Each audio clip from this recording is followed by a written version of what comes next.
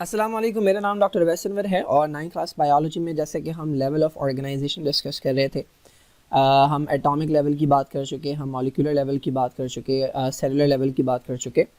बाकी थोड़ी सी बात हम ऑर्गन लेवल की बात कर चुके हैं, सिस्टम की बात कर चुके हैं, ऑर्गेनिज्म के ऊपर आ चुके हैं। ये कंटिन्यू करेंगे इसे हम, उससे थोड़ा आगे जाएंगे। अच्छा, एक और चीज़ कि आपको दो लेक्चर जो हैं वो नज़र नहीं आएंगे। इस चैप्टर के अंदर दो टॉपिक जो हैं वो मैंने छोड़ दिए हैं बिकॉज उसके अंदर समझाने का कुछ नहीं था। एक कुरानिक व्यू था अबाउट द लाइफ, ठीक है, उसमें स्ट्रेट फॉरवर्ड कुरान से रिलेटेड आयतें थी जो कि लाइफ को एक्सप्लेन करती हैं, और दूसरा साइंटिस्ट का कंट्रीब्यूशन था, मुस्लिम साइंटिस्ट का, उसमें भी कुछ समझाने वाली बात नहीं थी, तो वो पढ़ के भी समझा जा सकता है। दैट इज़ मैंने उसे स्किप कर दिया था। Now let's talk about unicellular organisation. अब आप लेवल ऑफ ऑर्गेनाइजेशन के अंदर जो है वो थोड़ा अलग तरीके से डिफाइन कर रहे हैं on the basis of complexity. तो एक तरह के हमारे पास ऑर्गेनिजम्स होते हैं जो यूनिसेलुलर कहलाते हैं, एक हमारे पास होते हैं जो मल्टी सेलुलर कहलाते हैं। यूनिसेलुलर वो हैं जो कि सिंगल सेल जो है, जिनकी बॉडी के अंदर सिंगल सेल ही है, जो पूरे ऑर्गेनिज्म सिंगल सेल पर बेस करता है। और मल्टी सेलुलर वो हैं कि जिनके अंदर बहुत सारे सेल्स जो हैं वो मिलकर एक पूरा का पूरा ऑर्गेनिज्म बनाते हैं। तो एक टाइप की ऑर्गेनाइजेशन है जो यूनिसेलुलर है। अच्छा, जो सिंगल सेल ऑर्गेनिजम्स होते हैं वो भी वही सारी एक्टिविटीज़ परफॉर्म करते हैं जो मल्टी सेलुलर परफॉर्म करते हैं। वो कौन सी एक्टिविटीज़ थी जो कि लिविंग को लिविंग बनाती हैं? उसके अंदर डाइजेशन आती है, ठीक है, उसके अंदर आपका रेस्पिरेशन आती है, एक्सक्रीशन है, और मूवमेंट वगैरह है। हालांकि सिंपल मेथड के ज़रिए होती है, डाइजेशन भी सिंपल मेथड के ज़रिए होती है, रेस्पिरेशन भी होती है, एक्सक्रीशन भी, कोई सिस्टम मौजूद नहीं होता। लेकिन यह है कि सारी एक्टिविटीज़ वही परफॉर्म होती हैं जो मल्टी सेलुलर ऑर्गेनिज्म के अंदर हमें देखने को मिलती हैं। एग्जाम्पल्स के अंदर क्या है, हमारे पास बैक्टीरिया यूनिसेलुलर है, ठीक है, सारे बैक्टीरिया यूनिसेलुलर होते हैं। अमीबा, पैरामीशियम, यूग्लिना, ये तीनों यूनिसेलुलर हैं, प्रोटोक्टिस्टा से बिलोंग करते हैं। तो ये कॉमन एग्जांपल्स हैं यूनिसेलुलर ऑर्गेनिज्म की। ना यूनिसेलुलर और मल्टी सेलुलर के दरमियान में एक कैटेगरी होती है जिसे हम कहते हैं कॉलोनियल ऑर्गेनाइजेशन। कुछ यूनिसेलुलर ऑर्गेनिज्म ऐसे होते हैं जो बिल्कुल तनहा रहते हैं, जो बिल्कुल अकेले रहते हैं, और कुछ ऐसे होते हैं जो फैमिली बनाकर रहते हैं। अच्छा, फैमिली के अंदर भी हर इंडिविजुअल जो है ना वो अलग अलग ज़िंदगी गुजारता है, एक दूसरे के ऊपर डिपेंडेंट नहीं होते, बस ये है कि साथ रह रहे होते हैं, ठीक है। तो कॉलोनियल ऑर्गेनाइजेशन के अंदर क्या होता है, यूनिसेलुलर ऑर्गेनिज्म मिलकर कॉलोनी बनाते हैं, फैमिली बनाकर रहते हैं, लेकिन उनके अंदर डिवीजन ऑफ लेबर नहीं होती। ऐसा नहीं है कि मेरी जगह डाइजेशन तुम कर दो या तुम्हारी जगह रेस्पिरेशन मैं कर दूंगा या सबका कचरा निकाल के मैं जो है ना वो कॉलोनी से बाहर चला जाऊंगा, तो ऐसा नहीं होता। हर कोई अपनी अपनी ज़िंदगी गुजार रहा होता है, ठीक है। ये एक सेल है, ये अपनी ज़िंदगी गुजार रहा है, ये दूसरा सेल है अपनी ज़िंदगी गुजार रहा है, ये अपनी ज़िंदगी गुजार रहा है, सब अपनी अपनी ज़िंदगी गुजार है, लेकिन बस ये एक जगह मिलकर रहना है, तो ये कॉलोनियल ऑर्गेनाइजेशन कहलाती है। तो यूनिसेलुलर के बाद कॉलोनियल ऑर्गेनाइजेशन आती है। तो कोई डिवीजन ऑफ लेबर नहीं होती, हर कोई अपने सारे काम खुद कर रहा होता है, बस ये साथ मिलकर रह रहे होते हैं। इसकी एग्जांपल वॉलवॉक्स है जो कि एल्गा है। एल्गा जो होते हैं या एल्जी जो होते हैं ये बेसिकली प्लांट लाइक ऑर्गेनिजम्स होते हैं। ये भी ग्रीन होते हैं, फोटोसिंथेसिस की एबिलिटी रखते हैं, क्लोरोफिल इनके पास मौजूद होता है, बट इनका स्ट्रक्चर प्लांट से डिफरेंट होता है। ये मैं एक्सप्लेन करूँगा आगे जब हम बात करेंगे एल्जी की। नाउ तीसरी जो हमारे पास ऑर्गेनाइजेशन है वो है मल्टी सेलुलर ऑर्गेनाइजेशन। अच्छा, कॉलोनियल के अंदर और मल्टी सेलुलर के अंदर एक फ़र्क होता है। जब आप किसी भी कॉलोनी को उठाकर देखेंगे तो उसका हर सेल आपको एक जैसा नज़र आएगा, ठीक है। अगर आप ये वाला सेल उठाकर देखें, ये वाला सेल उठाकर देखें, तो तकरीबन हर सेल आपको एक जैसा नज़र आएगा, क्योंकि मैंने बताया कि एक ही तरह के सेल सिर्फ साथ मिलकर रह रहे हैं, ठीक है। तो हर सेल अपने सारे काम खुद कर रहा है। मल्टी सेलुलर ऑर्गेनिज्म के अंदर ऐसा नहीं होता। किसी भी मल्टी सेलुलर ऑर्गेनिज्म को अगर आप उठाकर देखेंगे तो उसकी बॉडी के अंदर आपको डिफरेंट तरह के सेल नज़र आएंगे। फॉर एग्जांपल अगर हम अपनी बात करें तो आईज़ के जो सेल हैं वो अलग हैं, एयर्स के जो सेल्स हैं वो अलग हैं, हार्ट के जो सेल्स हैं वो अलग हैं, इंटेस्टाइन के जो सेल्स हैं वो अलग हैं। क्यों? क्योंकि हर सेल ने अपना एक अलग काम लिया हुआ है, अपना एक अलग फंक्शन है हर सेल का, अपना एक अलग स्ट्रक्चर है हर सेल का। तो मल्टी सेलुलर और कॉलोनी दोनों के अंदर आपको बहुत सारे सेल तो नज़र आते हैं, लेकिन डिफ्रेंशिएट कैसे करेंगे? अगर सारे सेल एक ही तरह के नज़र आ रहे हैं तो इसका मतलब वो कॉलोनी है। अगर सेल जो हैं वो डिफरेंट तरह के स्ट्रक्चर लेके बैठे हुए हैं और डिफरेंट तरह का फंक्शन परफॉर्म कर रहे हैं, इसका मतलब वो एक मल्टी सेलुलर ऑर्गेनिज्म है। तो मल्टी सेलुलर ऑर्गेनिज्म बहुत सारे सेल से बना होता है, लेबर जो है वो डिवाइडेड होता है, कोई कोई कुछ काम कर रहा होता है, कोई कुछ काम कर रहा होता है। इसकी एग्जाम्पल है फ्रॉग एंड मस्टर्ड प्लांट। कुछ एग्जाम्पल्स दी हुई है डिटेल में, वो थोड़ा सा देख लेते हैं। ये यूनिसेलुलर ऑर्गेनिज्म की एग्जांपल के अंदर आता है अमीबा। कहाँ पाया जाता है भाई? ये तो पॉन्ड के अंदर मिल जाएगा, पूल्स के अंदर मिल जाएगा, जो भी ठहरा हुआ पानी है उसके अंदर मिल जाएगा। फ्रेश वाटर के अंदर ये पाया जाता है। ये इसका साइज़ है, I don't care about the size ना। अमीबा जो है उसका इरेगुलर शेप होता है, आपको बुक के अंदर डायग्राम में नज़र आ रहा है, इसका कोई प्रॉपर शेप नहीं होता है, इरेगुलर सा होता है। एक सेल के अंदर जो जो चीज़ें पाई जाती हैं वो तमाम चीज़ें उसके अंदर भी होंगी। किसी भी सेल के अंदर तीन चीज़ें लाजमी होती हैं। एक उसकी मेम्ब्रेन होती है, ठीक है, जो कि कवरिंग होती है। उसके बाद उसके अंदर न्यूक्लियस होता है या उसका कंट्रोलिंग मटेरियल जो सेंटर में पाया जाता है, और उसके और सेल मेम्ब्रेन के दरमियान में जो है ना वो आपके पास पाया जाता है क्या, साइटोप्लाज्म। उसके अंदर डिफरेंट ऑर्गेनल्स होते हैं, ये चैप्टर नंबर 4 में हम कवर करेंगे।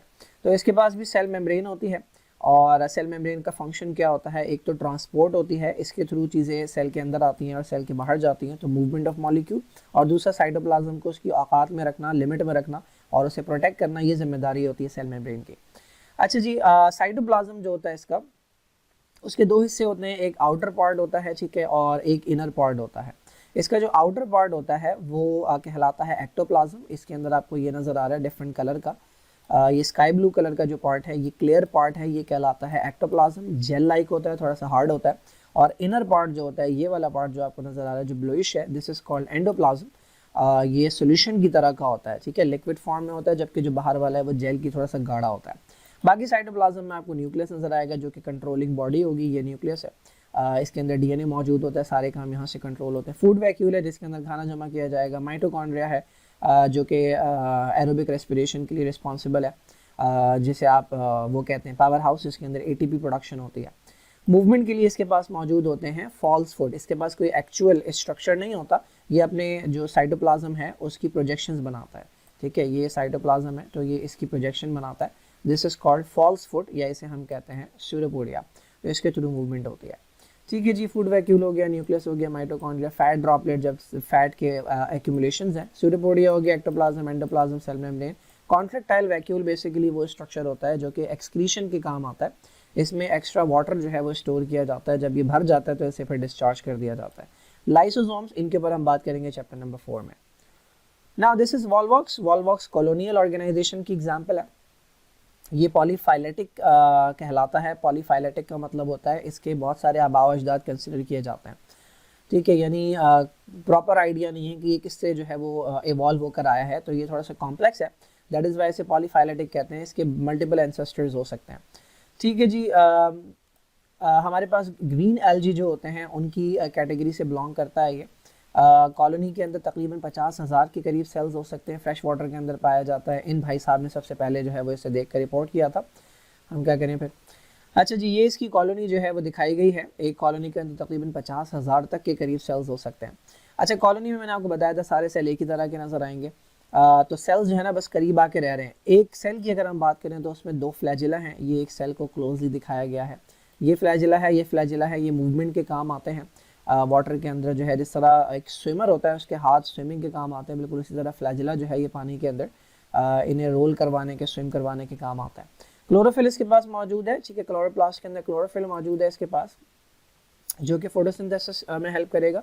और फोटोसिंथेसिस की वजह से ये इकोनॉमिकली इंपॉर्टेंट होते हैं, क्योंकि ये प्रोड्यूस करते हैं ऑक्सीजन, जो कि हम गैस एक्सचेंज के अंदर या रिस्पिरेशन के अंदर जो है वो इस्तेमाल करते हैं। Volvox they are not harmful to human, क्योंकि ऐसा कोई मटेरियल प्रोड्यूस नहीं करते जो कि हमारे लिए टॉक्सिक हो, ठीक है जी। So this is all about Volvox. Detail में शायद आगे ये मौजूद हो अगर कहीं एलजी इन्होंने दिया हुआ होगा। Now this is an example of a multicellular organization. This is a mustard plant.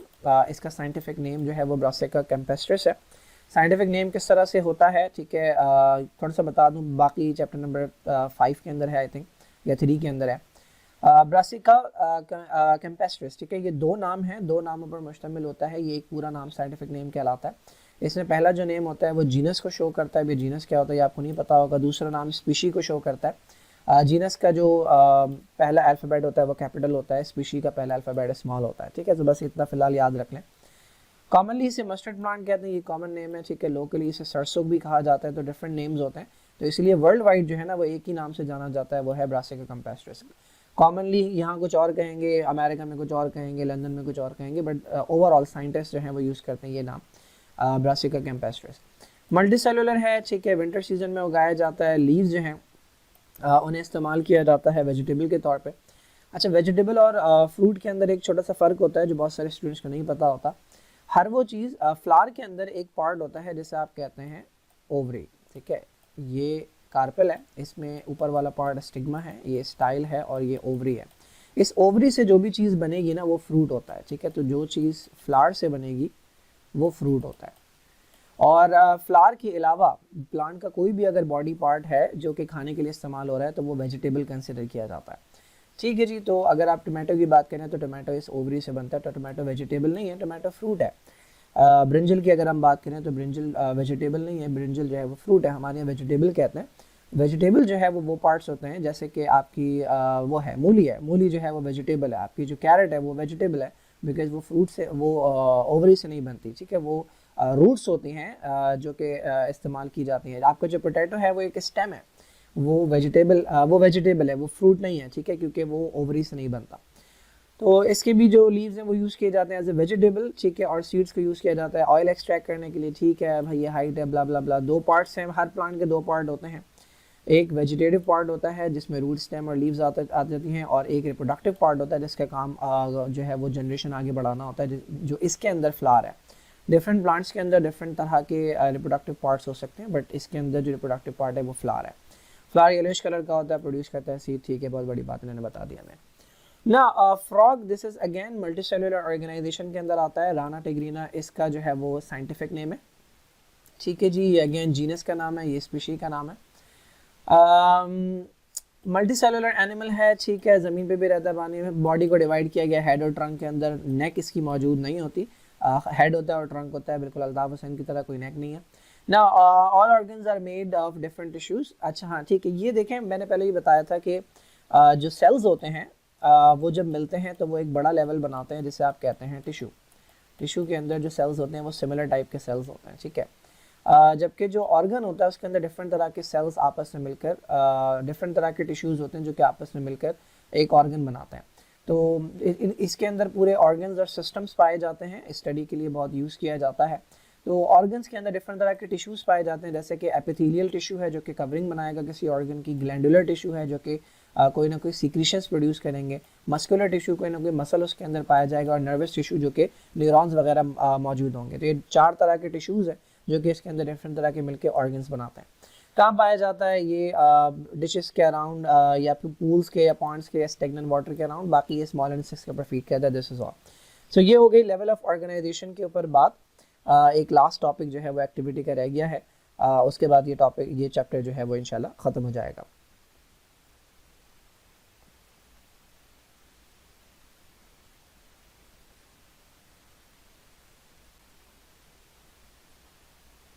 ये एक्चुअली प्रैक्टिकल का टॉपिक है, बट थोड़ा सा मैं बता दूं। सो दिस इज एन एक्टिविटी जिसके अंदर आप जो है वो डायसेक्ट करके फ्रॉग को या तो डायसेक्ट करेंगे या फिर डायसेक्टेड फ्रॉग जो है उसके ऑर्गन्स जो हैं या ऑर्गन सिस्टम जो है वो आइडेंटिफाई करेंगे।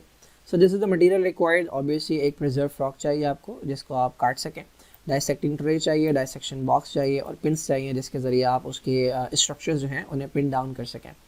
प्रोसीजर बड़ा आसान सा होता है। ले लें आप फ्रॉग, ले लें उसको, उसके बैक पे लिटा दें, बेहोश हुआ हुआ फ्रॉग ले लें, ठीक है, बैक पे लिटा दें। बैक पे लिटाने के बाद क्योंकि वेंट्रली और डॉर्सली अगर आपको पता है या नहीं पता मैं बता दूं, तो ये अगर आपका एक एनिमल है, ठीक है, दिस इज़ एन एनिमल, ये इसका हेड है, फॉर एग्जांपल ये डॉग शॉग है कोई, ठीक है तो एक सरफेस इसकी ये है और एक सरफेस इसकी ये है। ये वाली जो सरफेस है ये अर्थ की तरफ है, ठीक है, ये ज़मीन की तरफ है, तो ये वेंट्रल सरफेस कहलाती है।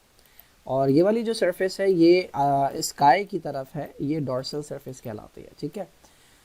तो हमारे अंदर डॉर्सल और वेंट्रल नहीं होती क्योंकि हम 4 पैरों पे नहीं चलते, हम सीधे खड़े होते हैं, ठीक है। तो हमारे अंदर ये हमारा हेड है, ठीक है। तो हमारे अंदर एंटीरियर पोस्टीरियर होती है, ये हमारी एंटीरियर सरफेस है, ये हमारी पोस्टीरियर है। बट इसी को अगर मैं इस तरह कर दूं तो जो एंटीरियर है वो वेंट्रल बन जाती है और जो पोस्टीरियर है वो डॉर्सल बन जाती है।